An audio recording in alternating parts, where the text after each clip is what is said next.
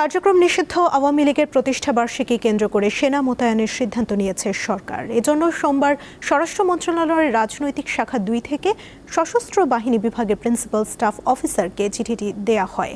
প্রাথমিকভাবে ঢাকা, গাজীপুর, নারায়ণগঞ্জ, ফরিদপুর, গোপালগঞ্জ ও চট্টগ্রামে ৩০ জুন পর্যন্ত মাঠে থাকবেন সেনাবাহিনীর সদস্যরা। ২০২৪ সালের গণঅভ্যুত্থানে শেখ হাসিনা সরকারের পতনের পর কার্যক্রম নিষিদ্ধ হয় আওয়ামী লীগের। দলটির কার্যক্রম এখন অনলাইন ও ঝটিকা মিছিলের মধ্যে সীমাবদ্ধ।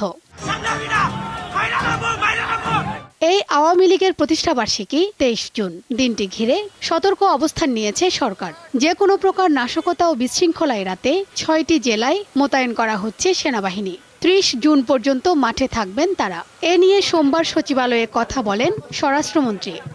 আমাদের উঠে দাঁড়াতে হবে, স্পিড সকল অন্যায়ের বিরুদ্ধে রুখে দাঁড়ানোর এনার্জি পার্টনার। কার্যক্রম নিষিদ্ধ যে মাফিয়া বাহিনী আওয়ামী লীগের কিছু অপতৎপরতা লক্ষ্য করা যাচ্ছে, তাতে করে আমাদের মনে হয়েছে তারা হয়তো একটা অস্থিরতা সৃষ্টির পায়তারা করলেও করতে পারে।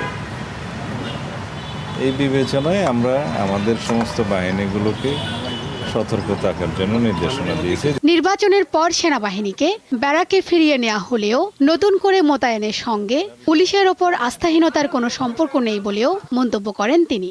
আমরা সবসময় প্রয়োজনীয় ক্ষেত্রে ইনেট টু সিভিল পাওয়ার, মাঝে মধ্যে বিজিবিকে আনি, মাঝে মধ্যে সেনা সদস্যদেরকে আমরা নিয়োগ করি।